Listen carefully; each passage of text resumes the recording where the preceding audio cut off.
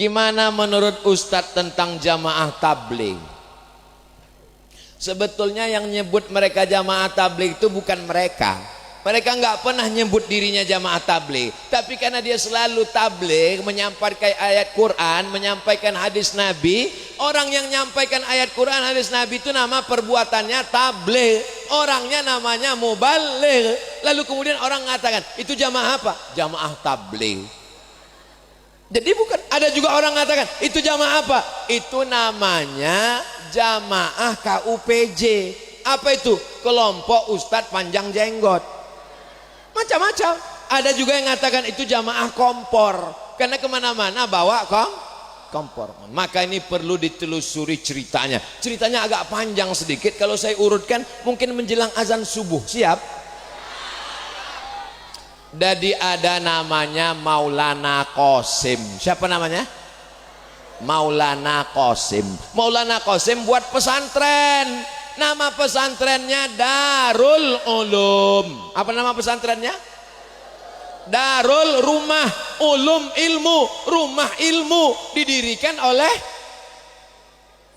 Maulana Qasim. Maulana Qasim mendirikan, hafal karena ini nanti akan masuk UAS, ujian akhir semester. Lalu kemudian tempatnya namanya Deoban. Deoban itu di India. Di India itu umat Islam mayoritas atau minoritas? Minoritas. Penduduknya 1 miliar. Umat Islam memang banyak, 300 juta. Tapi saudara kita yang non muslim 700 juta. Nggak bisa sembarangan tabligh akbar begini. Kita bisa tabligh akbar ini kan karena mayoritas, betul? Kalau minoritas jangan tabligh akbar, masuk aja nggak bisa.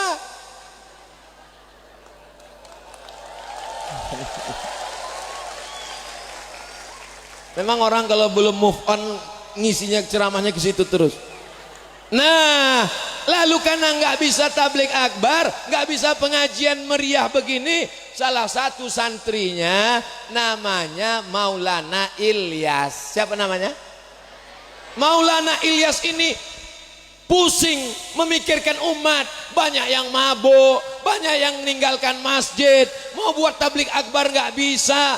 Akhirnya dia iktikaf di Masjid Nabawi, di Taman Raudhah selama 8 bulan. Akhirnya dia mimpi ketemu dengan Rasulullah sallallahu alaihi wasallam. Kata Rasul, "Hai Maulana Ilyas, berdakwahlah engkau seperti dakwahku dulu." Lama dia termenung, gimana dakwah Nabi Muhammad dulu? Ternyata ngetuk dari pintu ke pintu. Assalamualaikum. Waalaikumsalam. Kya hal hai? Diki acha. Kya hal hai artinya saya.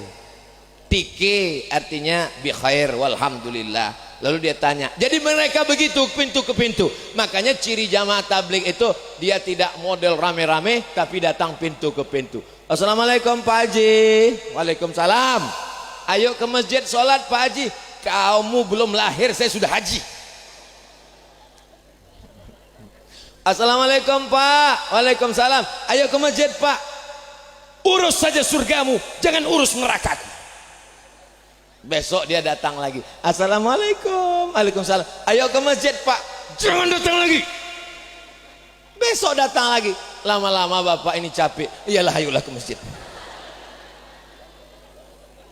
Jadi inilah asal usul dakwah, namanya Maulana Ilyas. Dilanjutkan oleh Maulana Zakaria Kandahlawi yang menuliskan kitab Fadail A'mal. Itulah yang dikaji. Jadi kalau kita lihat jamaah tabligh ini berkembangnya di India, mengajak orang untuk menghidupkan masjid, berdakwah, menghidupkan sunnah-sunnah Rasulullah sallallahu alaihi. Menurut saya jamaah tabligh itu sesat Pak Ustadz. Sesatnya di mana? Karena pakai jenggot. Nabi Muhammad juga berjenggot. Nabi Muhammad berjenggot? Iya. Ustadz kenapa nggak berjenggot? Belum tumbuh. Masalah jenggot jangan kelahi. Yang sudah jenggot alhamdulillah. Yang belum jenggot nggak apa-apa. Jangan kelahi masalah jenggot. Ini banyak orang kelahi. Yang lihat temannya berjenggot, aku ngelihat kamu pakai jenggot kayak kambing. Dia emosi. Aku kau bilang kambing, iya. Kamu nggak berjenggot kayak anjing. Akhirnya berantem hanya gara-gara bulu. Saya nggak senang dengan jamaah tabligh. Kenapa? Karena bersorban. Loh, ulama-ulama kita dulu juga bersorban. Saya nggak senang karena mereka pakai siwak. Loh, siwak itu kan sunnah. Adapun masalah iktikaf di masjid, maka dimusyawarahkan. Wa amruhum syura bainahum, supaya jangan terjadi konflik di tengah masyarakat. Paham? Ngerti? Baik.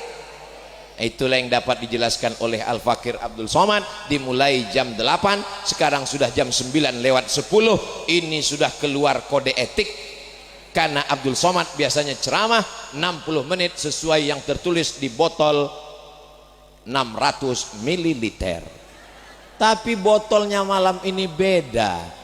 Tulisan botolnya Barik Lana. Enggak ada sambungannya. Karena kalau ada nasinya pasti fima rozak tanah wakina. Pakailah produk sendiri. Barik Lana adalah produk sendiri dari Pondok Pesantren Al Amin Perenduan sampai kemari. Sampai kalau kita minum pakai produk sendiri. Kalau belanja ke supermarket yang berbasiskan pondok pesantren, bangkitkan ekonomi umat. Itulah yang dapat disampaikan oleh Al-Fakir Abdul Somad. Banyak kata-kata tidak berkenan di hati, menyinggung perasaan. Sudikah Bapak Ibu memaafkan silap salah Abdul Somad?